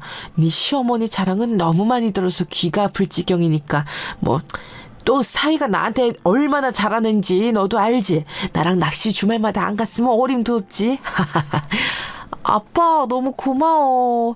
나도 우리 시어머니가 나를 그렇게 챙겨주지 않았다면 당연히 아빠한테 요구하지 않았을 거야. 이거는 남편한텐 비밀로 해줘. 딱 아빠랑 나 그리고 우리 시어머니 셋만 아는 사실인 거야. 알겠다. 우리 소중한 막내딸이 부탁하는데 이 정도는 아무렇지도 않지. 미영아, 그리고 아빠가 이번에 너희 시댁 근처에 있는 건물 하나를 너한테 증여하려고 해. 이미 오빠들과 얘기 끝난 것이니까 아무 소리 하지 말고 받아라. 뭐? 그건 또 무슨 소리야, 아빠. 혹시 몰라 말하는데 아빠랑 오빠들이 아무리 나한테 그렇게 돈 줘도 나는 내 직업 포기 못해. 나 간호사로 일하면서 얼마나 만족도가 높은지 알지? 아이고, 바라지도 않아. 네가 그렇게 좋아하는 간호사 일은 계속해서 해라. 그거랑은 아무 상관없어. 우리 손녀 키우면서 드는 돈을 그걸로 해결하려는 거야. 아빠한테 어렵게 부탁했더니 아빠는 너무 쉽게 돈을 주었어요. 시어머니에게 이 사실을 전했더니 어머님은 눈물을 보이셨습니다. 아가, 미영아, 이 은혜를 어떻게 갚겠어, 내가. 아우, 너한테 해준 것도 없는데 이렇게 큰 금액을 받아도 되는 거니? 고맙다. 너무 고마워. 어머님 무슨 소리를 하시는 거예요? 해준 게 없다뇨. 결혼 전부터, 아니 하고 나셔도 어머님 아니었으면 제가 어떻게 살았겠어요. 우리 아기도 지금 다 봐주시잖아요. 덕분에 제가 그리고 좋아하는 일도 계속할 수 있었고요. 그러니까 당연하게 받아주세요. 참, 이건 어머님과 저 그리고 우리 아빠 셋만 아는 사실이에요. 그렇게 의사 동서의 요구에 맞춰 시어머니는 우리 아빠 돈으로 서울에 있는 고급 아파트를 얻어주었어요. 가족들에겐 시어머니가 몰래 모은 돈으로 구해주셨다고 둘러댔습니다. 그리고 도련님이 결혼하고 동서가 들어오자 그때부터 모든 것이 꼬이기 시작했어요. 사실 첫 만남부터 그렇게 좋지 않았습니다. 아, 형님은 직업이 간호사라고 들었는데 맞나요? 전 의사예요. 아우, 부담스러우시겠다. 그래도 저 이렇게 사적으로 볼 때는 친절한 편이니까 걱정하지 마세요. 형님이 의사는 아니어도 어쨌든 병원에서 일하는 건 맞으니까 뭐 통하는 게 있긴 하겠네요. 아, 네. 동서가 의사라는 소리를 듣고 저도 기뻤어요. 이렇게 동종업계에서 일하는 거 은근 찾기 힘들잖아요. 반가워요. 동서가 어렵게 자라서 힘들게 공부해서 의사가 되었다는 것은 이미 들어서 알고 있었어요. 그런데 동서는 지나치게 자신감이 높은 편이더라고요. 우리 아빠는 정형외과 의사고 둘째 오빠는 소아과 의사였거든요. 그래서 의사에 관한 정보가 없는 것도 아니었고 오히려 친숙한 직업이었습니다. 우리 아빠랑 오빠도 제가 간호사인 것을 매우 자랑스럽게 생각해요. 그런데 동서는 은근히 저를 무시하는 말을 하더라고요. 그때는 그냥 제가 예민한 거라고 혼자 생각했습니다. 그런데 시간이 지나며 제가 예민한 게 아니고 동서가 이상하다고 생각하게 되었죠. 몇 가지 사건을 소개하자면 첫 번째로 명절 사건이 있었어요. 제가 시어머니와 워낙 친하게 지내기도 하고 또 시댁 자체가 사실 그렇게 명절이나 제사를 챙기는 편은 아니에요. 그래서 명절이 되면 차례를 지내는 게 아니고 오히려 놀러 다니고는 했거든요.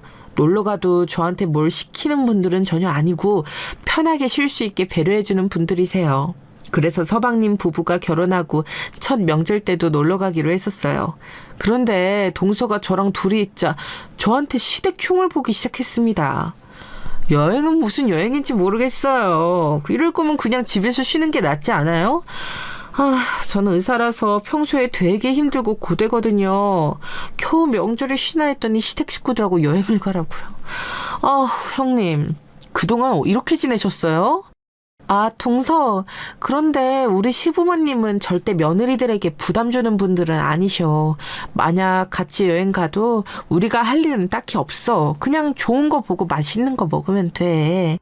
나는 힘들게 집에서 요리하고 제사 지내는 것보단 나은 것 같은데. 형님은 간호사라.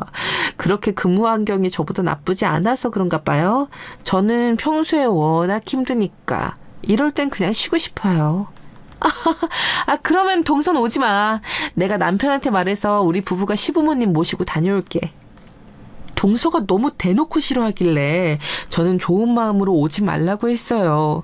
저는 시부모님과 여행을 이미 몇 번 다닌 상태였고 아무렇지도 않았으니까요. 그래서 동서 부부는 빠졌는데 웃긴 게 뭔지 아세요? 그 여행 다음에 시어머니 생신이라 시댁에 다 같이 모인 상태였어요. 저번에 미영이랑 갔던 거기 너무 좋더라. 내가 친구들한테 사진을 보여줬더니 자기들도 가고 싶대. 미영아, 그 강릉 호텔이 어디였지? 이름을 좀 알려주렴. 거기요. 거기 좋죠. 제가 어머님에게 따로 문자 보내드릴게요. 같이 갔던 식당하고 아예 일정을 짜서 보내드릴 테니까 그것대로 전달해주세요. 그럴래? 고맙다. 진짜 나는 전세계 어떤 나라를 구했는지 모르겠어. 우리 며느리들이 이렇게 잘나서 주변에서 시샘도 많어. 고맙다 얘들아. 시어머니와 제가 자연스럽게 여행 얘기를 꺼낸 건 맞아요. 하지만 그 자리에 동서가 있어서 딱 저 정도로만 마무리했어요. 다녀온 여행을 일부러 얘기 안 하는 것도 이상하잖아요. 충분히 배려라고 느꼈는데 동서는 기분이 나빴나 봐요. 저랑 둘이 부엌에 있자 말을 꺼내기 시작했어요. 형님, 다음에는 저도 같이 가는 게 좋겠어요. 이렇게 바로 다녀온 여행 얘기를 꺼내시면 제가 당연히 부담되지 않을까요? 형님이 알아서 시부모님 모시고 다녀온다고 하셔서 저는 그걸 믿었거든요. 그런데 아까 너무 눈치가 보였어요. 어? 동서, 내가 일부러 동서 눈치 주려고 했던 말은 아니야. 전혀 아니야. 그건 진짜 오해야. 그냥 어머님도 기분 좋아서 그러신 거야. 상처받았으면 미안해. 일부러 여행을 같이 갈 필요는 전혀 없어. 저번에도 그렇게 말씀하셔서 제가 빠진 거잖아요. 저는 형님이 간호사라서 저를 이해할 줄 알았는데 전혀 아니었네요. 제 착각이었어요. 그냥 다음에는 같이 가는 걸로 해요. 동서는 저한테 저렇게 쌀쌀맞게 얘기하고는 바로 부엌으로 나갔어요. 저는 너무 당황스러웠습니다. 이 밖에도 동서는 유난히 저에게 날이선 반응을 보였어요. 제가 그래서 곰곰이 생각해 봤는데 걸리는 게 있었습니다. 바로 동서가 의사인 자신을 되게 자랑스럽게 여긴다고 했었잖아요. 그래서 매번 시댁에서 본인 자랑을 그렇게 했어요. 예를 들면 이런 대화가 주로 진행되었어요. 제가 의사라서 아는데요. 아버님 관절 안 좋으시면 운동 시작하세요. 제가 지금은 내과에서 일하지만 의사들은 모든 전공을 대학 때 배우거든요. 의대 공부량이 진짜 어마어마해요. 사람들이 생각하는 것보다 훨씬 심도 있게 공부해요. 저는 대학 다닐 때 하루에 3시간만 자면서 공부했어요. 그러니 아이고 대단하다. 우리 둘째 아들은 공부랑은 담을 쌓고 지냈었거든. 나도 가방끈이 짧아서 우리 둘째 며느리가 더 대단하게 느껴지네. 우리 가족의 주치의가 되어줘 고맙구나. 제가 또 워낙 공부를 잘해서 교수님들이 많이 좋아라 하셨어요. 어머니, 그리고 혹시 이 단어 들어보신 적 있으세요? 의학용어라 어려우시겠네. 그래도 들어보세요. 이게 뭐냐면요. 동서를 보면 제가 퇴근을 했는데도 여전히 병원에 있는 기분이 들었어요. 그 정도로 일반인들에게 생소한 의학 용어를 계속 사용하더라고요. 저는 간호사라 익숙한 정보기도 했고 무엇보다 아빠랑 오빠가 의사잖아요. 그래서 사실 동서가 말하던 것이 다 낯설지 않았어요. 그래서 동서의 말에 맞장구를 심하게 치진 않았습니다. 그렇다고 무시한 것은 당연히 전혀 아니에요. 그냥 가만히 웃으며 간간히 대답해 주었죠. 동서는 이런 제가 거슬렸나 봐요. 형님, 그런데 제가 저번부터 말하고 싶었던 게 있어요. 서영이 걷는 게 조금 발달이 느린 것 같아서요. 제가 소아과 전공의는 아니어도 기본 지식은 일반인보다 높잖아요. 그런데 서영이가 조금 또래에 비해 느린 것 같아요. 전문기관에 가서 주기적으로 상담받으셔야 해요. 아니야. 우리 서영이가 발달이 빠르진 않아. 근데 문제가 될 정도는 아니야. 나도 주변에 물어서 알고 있는데 이 정도는 괜찮다고 하더라. 그래도 우리 서영이 관심 있게 봐줘서 고마워.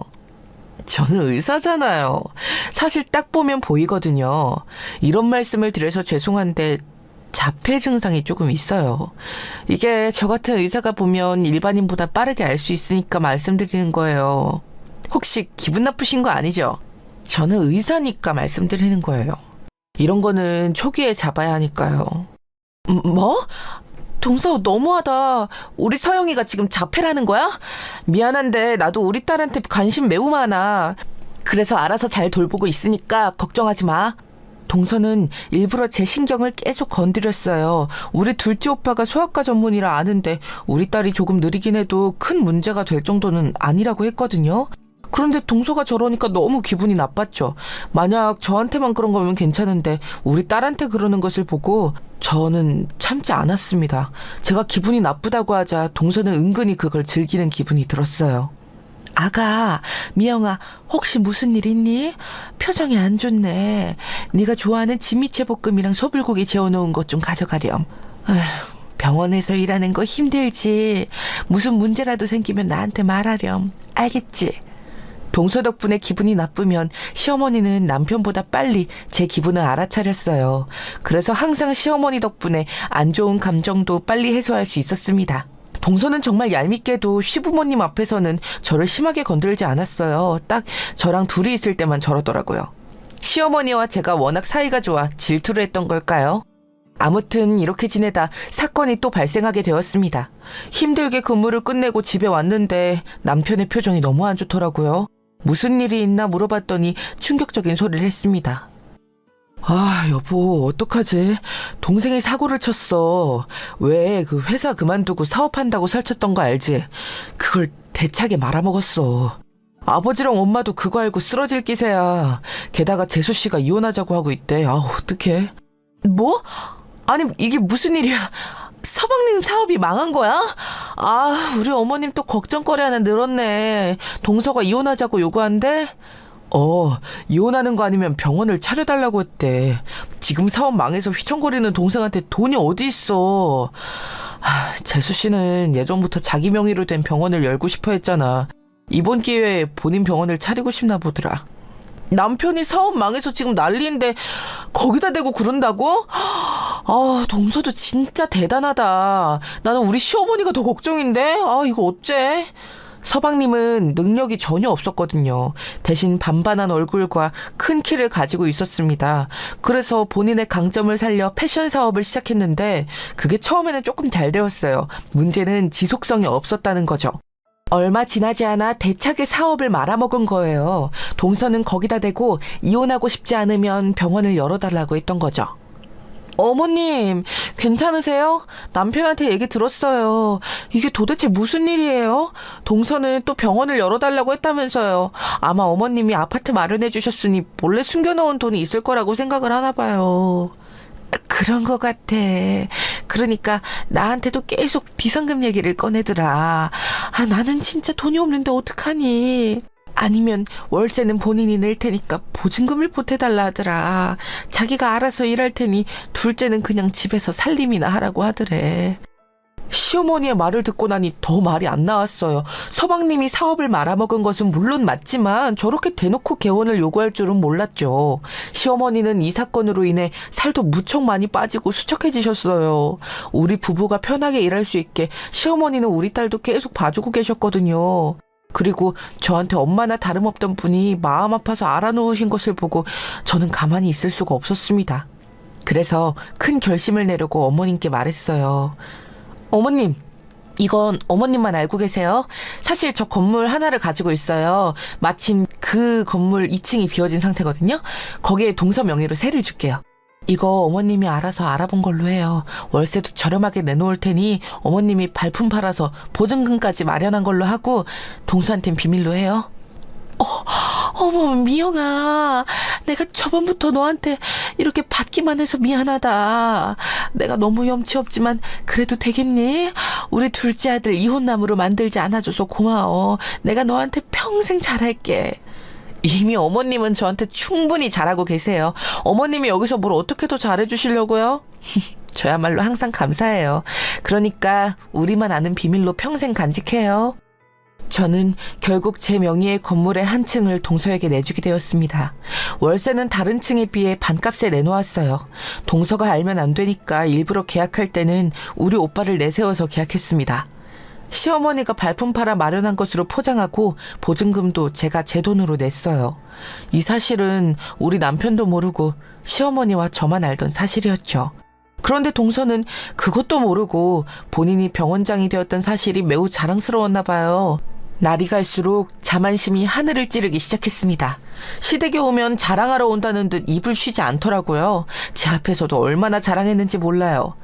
형님, 언제까지 대학병원에서 일하실 거예요? 아, 그런데 간호사는 개원이 안 되죠. 아, 이런 거 보면 학생 때 공부 열심히 한 게 자랑스러워요. 힘들게 공부했던 것을 이렇게 보상받네요. 형님도 공부 조금 더 하시지. 동서, 물론 의사가 대단하지. 나는 그거 절대 부정하지 않아. 의사라는 직업 진짜 대단하다고 생각하고 항상 존경해. 그런데 나는 내 직업 자랑스러워. 그러니까 우리 직업 얘기는 꺼내지 말자. 왜요? 직업이 인간 인생에서 얼마나 중요한 요소인데요. 설마 그거 자격지심이에요? 저는 나쁜 뜻으로 얘기한 거 전혀 아니에요. 괜히 오해하지 마세요. 형님은 항상 직업 얘기가 나오면 되게 예민하게 반응하셔서 제가 다 민망해요. 나는 동서한테 먼저 직업 얘기를 한 적이 없어. 항상 동서가 내 신경을 건들잖아. 아휴, 됐다. 그만하자. 여기서 무슨 얘기를 더 하겠어. 동서는 병원장이 되더니 사람이 더 악독하게 변했어요. 저도 그때부터는 할 말을 다 하기 시작했죠. 그랬더니 동서는 제 신경을 더 건들기 시작했습니다. 그러다 오늘 사연의 핵심이 되는 사건이 발생했어요. 저는 저한테만 그러면 그냥 넘어가려고 했어요. 이게 제가 성격이 좋아서 그랬다기보다는 시어머니랑 남편이 워낙 저한테 잘하니까 그 사람들을 생각해서 그런 거였죠. 문제는 자꾸 동서가 우리 딸을 걸고 넘어갔다는 점이랍니다.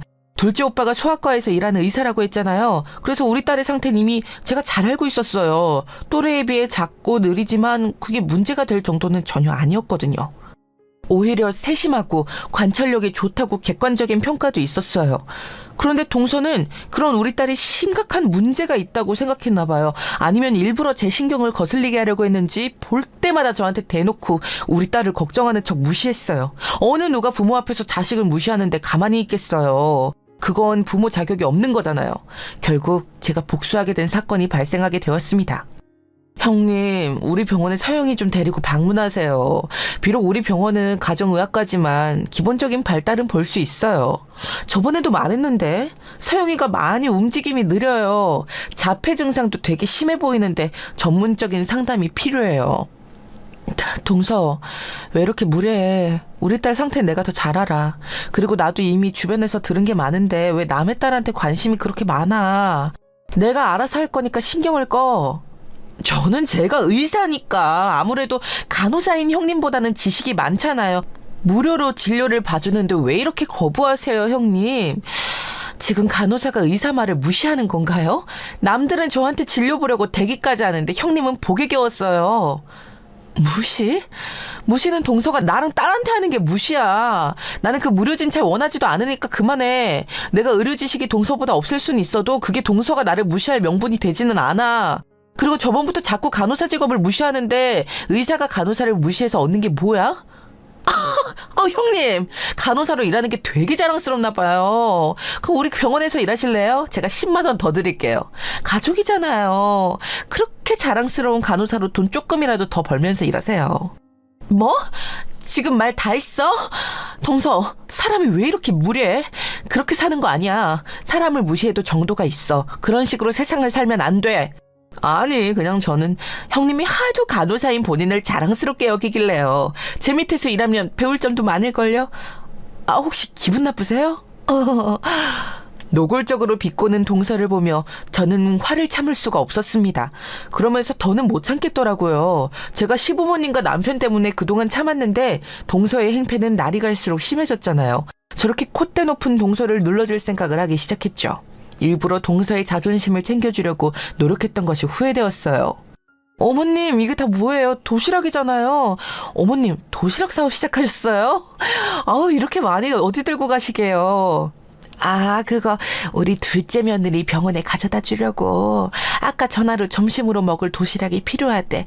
본인만 먹기 미안하니까 일하는 직원들 것도 가져와 달라고 하더라. 그래서 급하게 도시락통부터 다 샀어. 미영아, 너무 미안한데 나 데려다 줄 수 있니? 아니, 그걸 오늘 아침에 말했다고요? 너무하네. 어머니, 혹시 몰라서 물어보는 건데요. 돈 받으신 거죠? 설마 무급으로 이렇게 해주는 거 아니죠?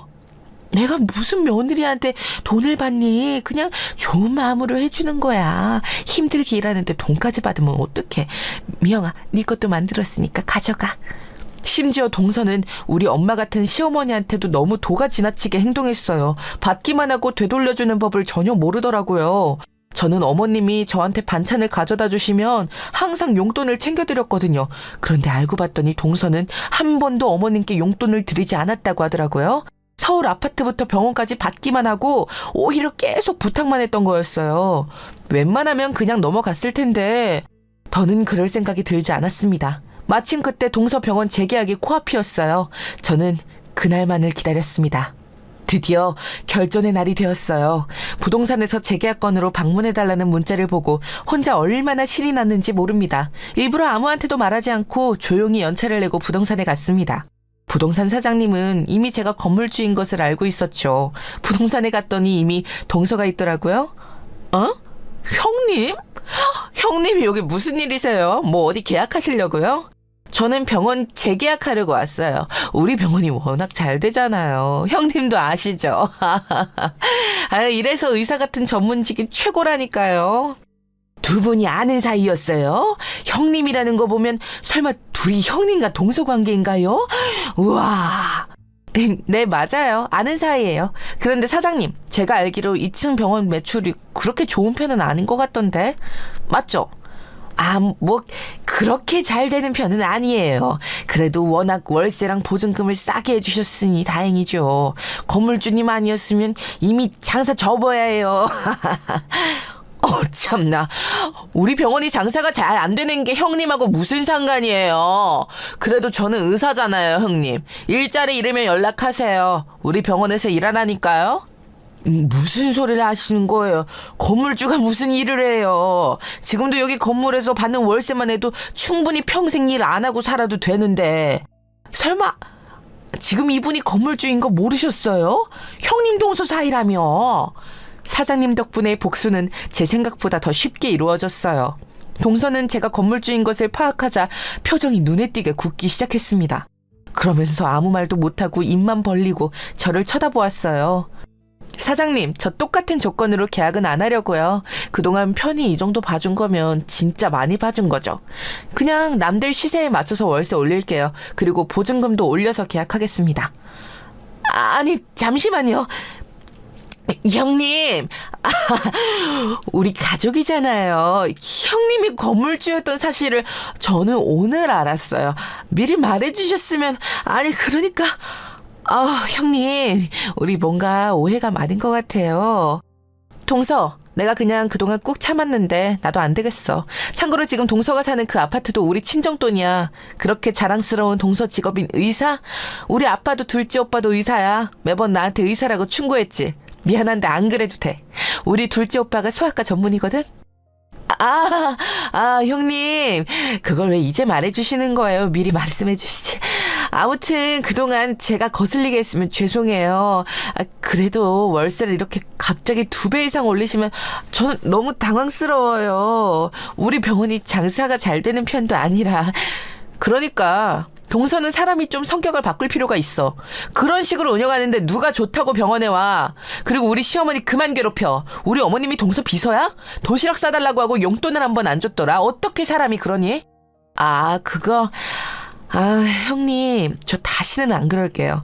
그동안 서영이한테 뭐라 했던 것도 죄송해요. 이제 조용히 살도록 할게요. 그러니까 월세만 어떻게 안 될까요? 아니, 나는 이제 더는 안 되겠어. 사장님, 월세 남들과 같이 2배 이상으로 올려주세요. 그럼 나 가볼게. 그렇게 부동산을 나와서 집에 가는데 어찌나 통쾌했는지 몰라요. 동서가 저를 부르는 소리가 들렸는데 가볍게 무시하고 집으로 왔습니다. 동서에게 그 뒤로 얼마나 많은 연락이 왔는지 몰라요. 처음엔 그냥 받아줬는데 나중에는 귀찮아서 받지 않았어요. 그랬더니 심지어 우리 집까지 찾아온 거 있죠. 형님, 문 좀 열어주세요. 제가 그동안 너무 죄송했어요. 저 이제 완전히 성격 고치고 착하게 살게요. 그러니까 제발 월세만 해결해 주세요. 이러다 병원 문을 닫게 생겼어요. 저는 집에 있으면서 일부러 문을 열어주지 않았습니다. 그 뒤로 동서는 어떻게 되었냐고요? 안 그래도 동서의 성격이 좋지 않아 그 병원에서 버티는 간호사가 없었거든요. 안에서 새는 바가지 바깥에서도 새잖아요. 간호사를 그렇게 무시하던 게 다 티가 나서 간호사들이 한 달 만에 그만두는 경우가 많았어요. 결국 환자도 끊기고 일하는 직원도 없으니 월세를 낼 수가 없었습니다. 그래서 병원은 문을 닫았어요. 둘째 며느리는 도통 소식이 없어. 병원 문을 닫고 속상했는지 연락도 안 받더라.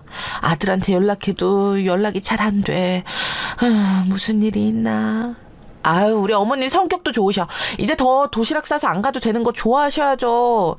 그냥 어머님은 저랑 여행 다니고 백화점에 가서 쇼핑하면서 지내세요. 둘째 며느리가 뭐가 예쁘다고 그렇게 챙기세요.